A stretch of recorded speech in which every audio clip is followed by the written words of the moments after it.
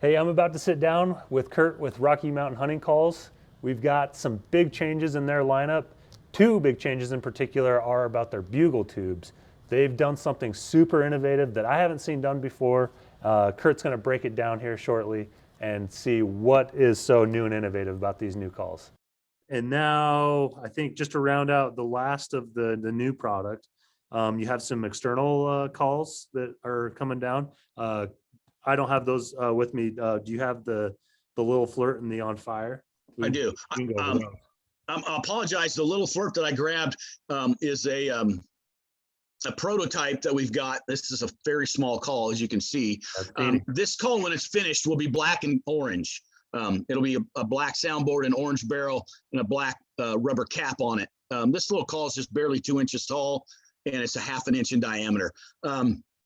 It's very small. It was designed by Matt Brimmer, and those guys that know elk call competitions, and they know the elk call industry, and Matt's affiliation with all the great guys that we've known over the years at Primos and some other companies, helped design it, or not necessarily helped design it. He designed it. He brought the idea to us, and we turned him loose on this, and he worked with us for the better part of a year to get this call out. We call it the Little Flirt, but it's just something we've never had. We haven't had a mini open reed call like this.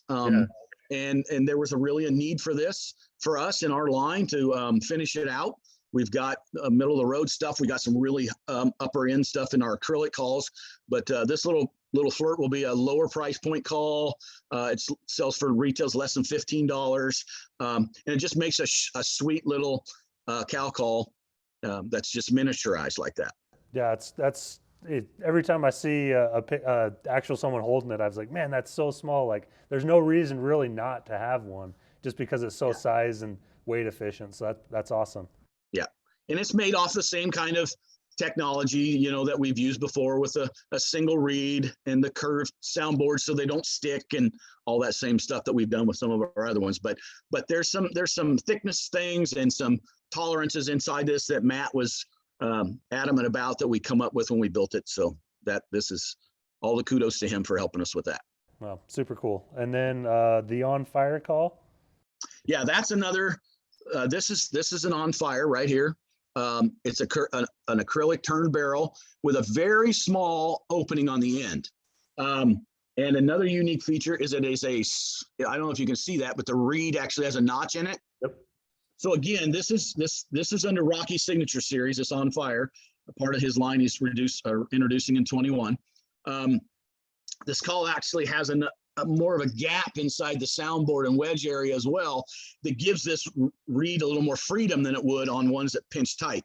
All of those things combined, this kind of gives us a really mellow, less abrasive, full-size open reed call.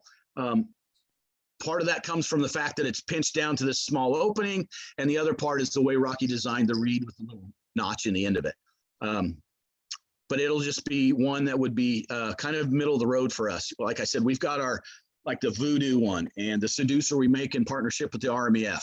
But this call here will fit kind of in between that, and say where we are with the Temptress and now the Little Flirt, and a couple of those that we make for Steve Chappell. We downsized the lanyard on these so they're not as bulky. So guys that carry a couple of them, they not got a bunch of stuff around their necks like waterfowl guys do or something like that. So a couple little features changed there to just make it more convenient to carry.